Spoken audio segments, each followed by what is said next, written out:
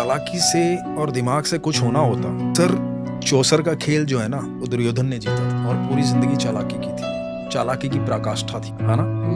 18 दिन लगे सर, सिर्फ 18 दिन इतिहास पलटने, नामो निशान खत्म हो गया। क्योंकि इधर जो व्यक्ति था ना वो सरलता से चल रहा था, साधारण तरीके से चल रहा था, विश्वास से चल रहा था, अपना कर्म ईमानदारी से कर रहा था, जो उसके हिस्से आया था वो अर्जुन था सर। वो इतना अच्छा इंसान था सर।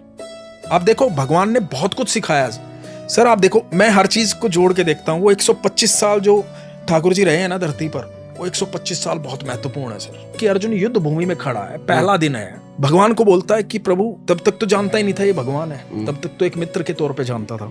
बोले कि माधव मध्य में ले चलो, मध्य में चले गए, क्योंकि सारथी थे कृष्ण, जहां कहते वहां लेके जाना था।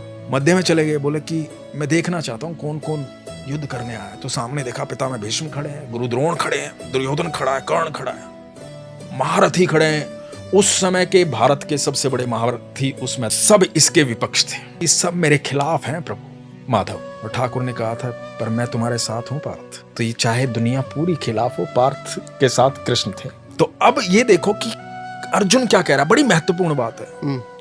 अर्जुन कह रहा है कि माधव वापस चलो, मुझे युद्ध नहीं करना। जिस आदमी को जिंदगी भर त्रास दिया गया, जिंदगी भर तकलीफें दी गई, एक राजा का बेटा होते हुए जिंदगी भर जंगलों में अपनी माँ के साथ, अपनी पत्नी के साथ भटका है, बार बार अपमानित किया गया, जिसकी पत्नी को भरी सभा के अंदर चीर हरण करने का प्रयास किया गया, ये वो लोग सामने खड़े हैं जिन्होंने इतना पाप किया है, पूरी जिंदगी नरक बना के रखी है अर्जुन की। उनके प्रति भी अर्जुन क्या कहता है कि प्रभु मुझे युद्ध नहीं करना, ये अपने हैं, इनको मारने के बाद यदि तीनों लोगों का साम्राज्य भी मुझे मिल गया तो कोई फायदा नहीं है प्रभु, वापस चलो। सर जिस दिन आप इतने सरल हो जाओगे ना, उस दिन आपका रथ श्री कृष्ण हाकेंगे।